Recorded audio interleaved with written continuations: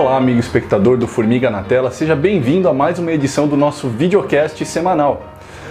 Você que acompanha a gente sabe que a gente gosta do bom quadrinho e a gente aprecia a história das histórias em quadrinhos. Aqui nós já falamos de grandes nomes e das suas obras, mas a gente ainda não falou de um dos caras que mais influenciaram a obra de todos esses grandes gênios sobre os quais nós já falamos.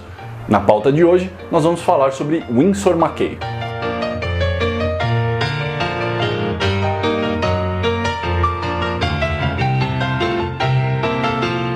Winsor McCay é nativo, talvez dos Estados Unidos, talvez do Canadá. Não existe certeza sobre esse assunto. O que é mais importante é que desde cedo ele já demonstrava um imenso talento para a arte e para o desenho, principalmente o desenho de ilustração. Os seus primeiros trabalhos foram como ilustrador, mas isso não durou muito. Logo ele chamou a atenção de grandes veículos de comunicação que o convidaram para desenhar suas primeiras tiras cômicas. De lá ele começou a desenhar já os seus primeiros quadrinhos. Mas nós temos que ter em mente que nós estamos falando de um cara que trabalhou no final do século XIX. Naquela época, os quadrinhos eram algo muito diferente. Eles não existiam no formato que nós conhecemos hoje. Eles eram basicamente restritos a tiras de jornais, principalmente em veículos que tinham exemplares dominicais, onde havia quadrinhos, onde havia palavras cruzadas, onde havia contos, coisas desse gênero. Winsor McCay começou suas tiras cômicas, mas não foi até 1903, já com uma idade razoável, já um adulto, que ele foi para o New York Herald, onde ele finalmente teve a liberdade criativa para desenvolver alguns dos seus projetos como ilustrador e como artista de quadrinhos. O seu primeiro trabalho de destaque foi Little Sammy Sneeze, onde ele já começava a demonstrar algumas das suas principais características como artista. Um trabalho com muitas cores, alguns aspectos de surrealismo, mas ele ainda estava um pouco cru. Por que nós mencionamos essas características de Winsor McCay? Porque ele, como desenhista, tinha influências muito particulares. Ele não era simplesmente um ilustrador. Lembra que eu mencionei que ele começou sua carreira como ilustrador?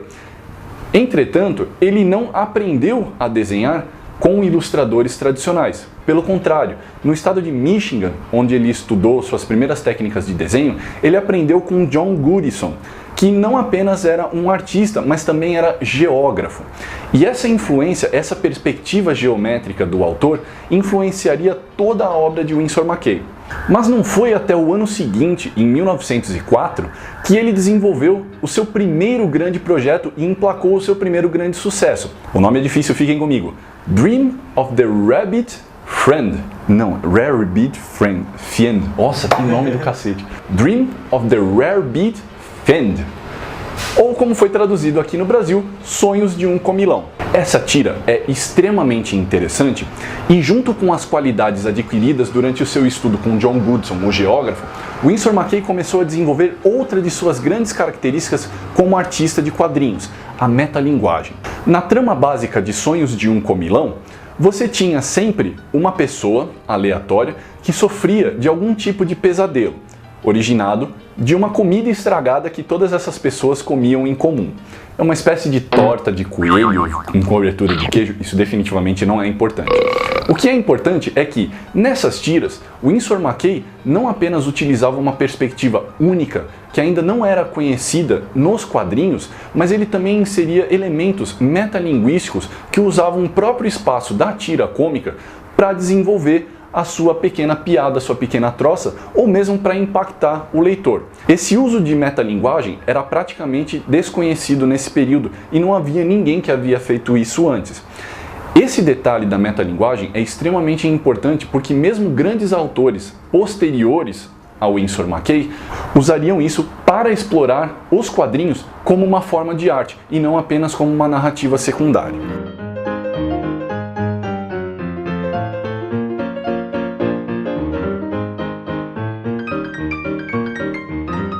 Como eu disse, Sonhos de um Comilão foi um imenso sucesso e Winsor McCay começou a chamar a atenção de todos os círculos de entretenimento que de alguma forma utilizavam a ilustração como meio principal. Isso inclui também o cinema de animação. Calma, nós vamos voltar nisso. Um ano depois de lançar Sonhos de um Comilão, já com o seu nome bastante divulgado nos meios de comunicação e de entretenimento dos Estados Unidos, no mesmo New York Herald, Winsor McCay finalmente lança o seu grande sucesso, aquele pelo qual ele é conhecido até hoje, que é Little Nemo in Slumberland, que aqui foi traduzido como O Pequeno Nemo no País dos Sonhos. Essa obra é absolutamente genial e essencial para qualquer um que se diga um apreciador de quadrinhos.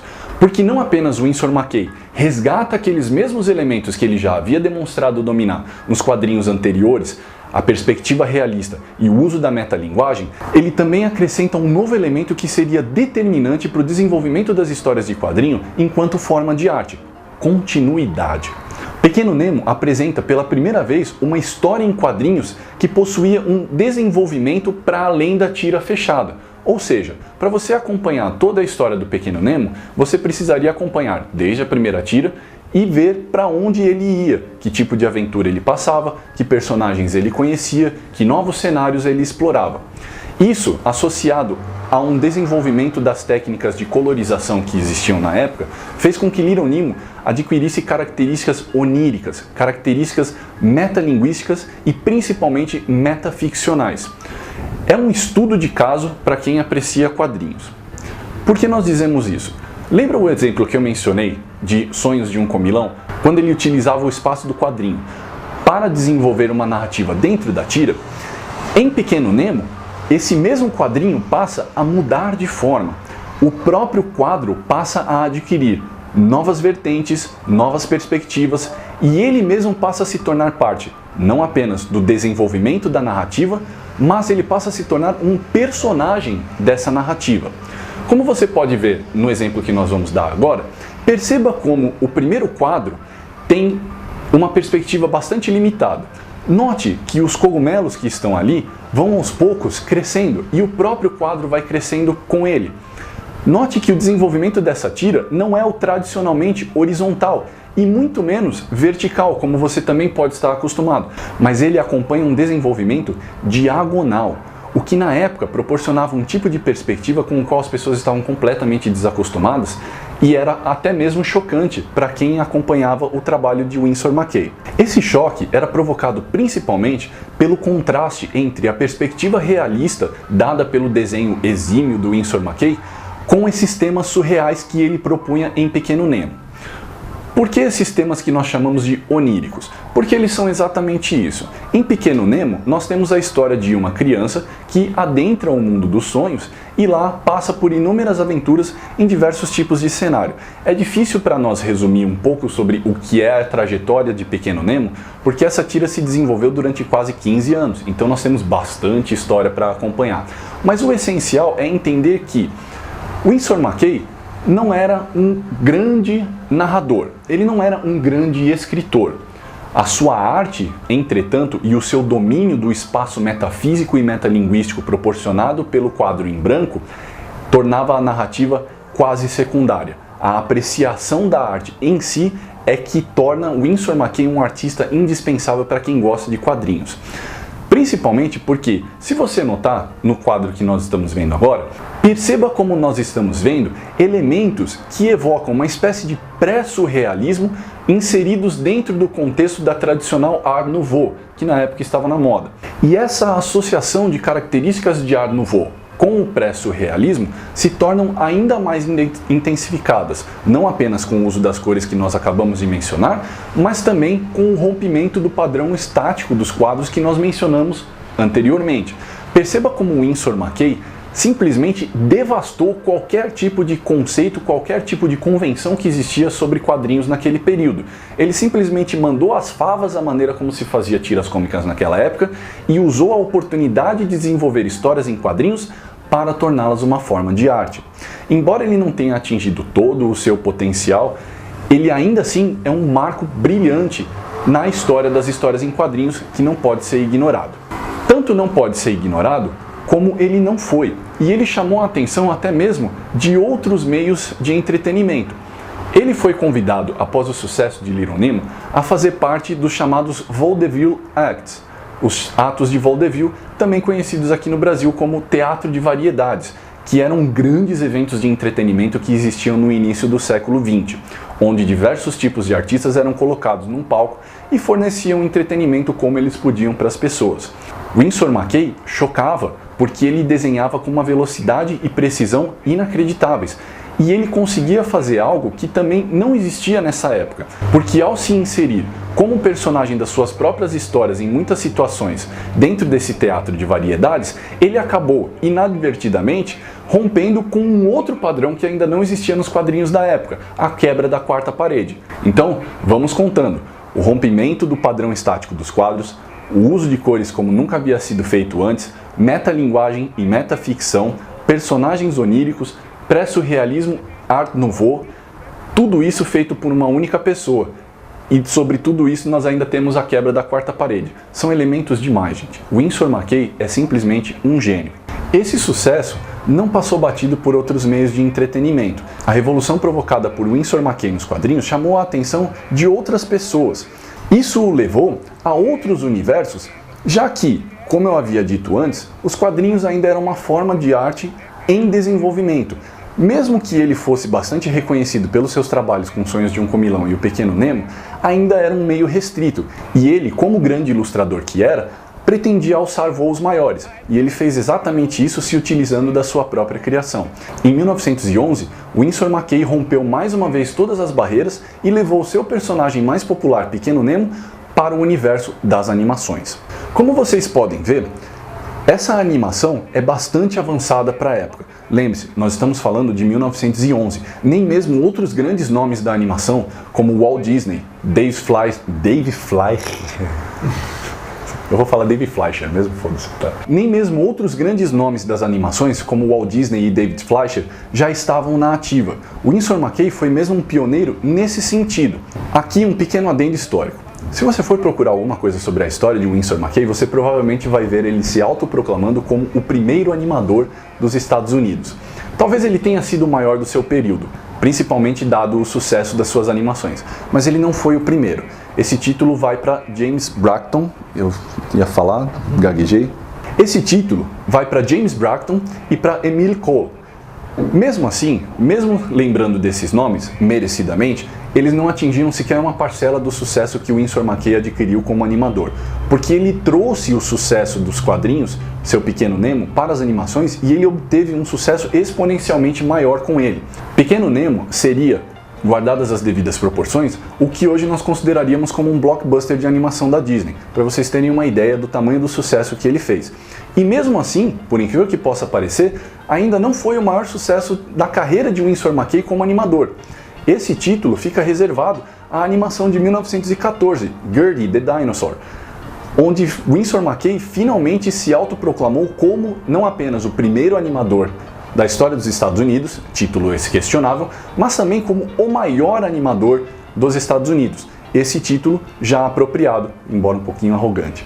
Gertie the Dinosaur, embora não tivesse chegado nem aproximadamente ao nível de sofisticação que os trabalhos de Winsor McCay possuía nos quadrinhos, ele ainda assim chamou a atenção do público. O nome McCay carregava um peso muito grande naquela época, e as pessoas iam assistir às obras dele. E mais importante do que isso, ele se tornou um artista de vaudeville act, o teatro de variedades, ainda maior, o que na época rendia um bom dinheiro. Após se tornar o maior ilustrador, quadrinista e animador dos Estados Unidos no seu período, Winsor McCay decidiu investir ainda mais no seu desenvolvimento como cineasta e como animador.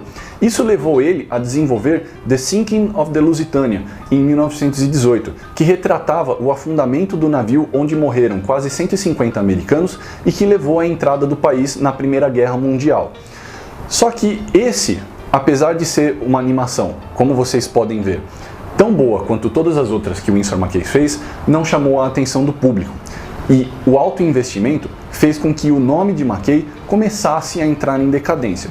Entretanto, não foi uma decadência assintosa e o Winsor McCay era um bom planejador. Ele fez o suficiente para manter uma vida confortável até a sua morte em 1934. Mas nós não estaríamos falando dele se ele não tivesse sido essa imensa influência para outros grandes artistas. Embora pouco se mencione o nome de Winsor McCay hoje em dia, é inevitável dizer que ele tenha influenciado não apenas outros grandes nomes dos quadrinhos do seu período, como por exemplo George Herriman, que era quase contemporâneo a ele, mas que se referia a ele também como uma profunda influência sobre a sua obra. Outros quadrinistas que vieram logo após a geração de Winsor McCay e George Herriman, como por exemplo o grande Hal Foster, também se referiam ao trabalho de Winsor McCay como uma profunda influência.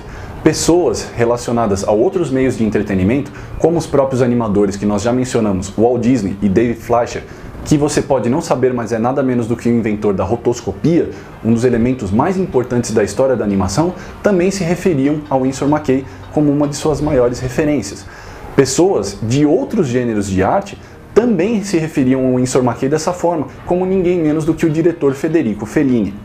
Não apenas isso, mas nos atendo apenas aos quadrinhos, nós ainda temos outros autores contemporâneos que se baseiam profundamente nos padrões rompidos por Winsor McCay, como por exemplo, os membros da invasão britânica, como Neil Gaiman, Alan Moore e Grant Morrison. Aqui no Brasil, pode ser bastante difícil encontrar o trabalho de Winsor McCay, o que explica também o desconhecimento da maior parte do público nacional sobre esse grande autor. A última obra dele publicada continuamente aqui no Brasil foi na década de 70, o Rare Beat Fiend, Sonhos de um Comilão, que foi publicado aqui no Almanac Gibi Nostalgia. Antes disso, o Pequeno Nemo havia sido publicado aqui na Gazeta Infantil, popularmente conhecido como A Gazetinha. Nós não vimos nenhuma obra de Winsor McCay ser republicada aqui durante um bom tempo, e tudo que nós temos acesso é de material externo. Então, fica aqui a dica para os nossos amigos de editoras: tragam Winsor McCay no Brasil, nós precisamos desse autor publicado. Apesar de ter a sua obra ligeiramente datada por conta dessas questões narrativas, ainda é um colosso das histórias em quadrinhos e um ponto inicial necessário para qualquer um que queira dizer que algum dia estudou histórias em quadrinhos.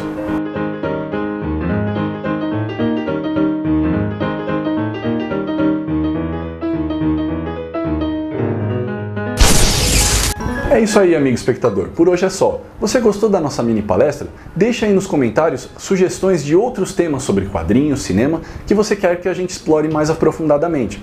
Não se esqueça de visitar o nosso site formiguaelétrica.com.br e mande e-mail com críticas, sugestões, o que você tem em mente, para natela@formiguaelétrica.com.br. Não deixe de visitar a gente na nossa página do Facebook. É isso e até semana que vem.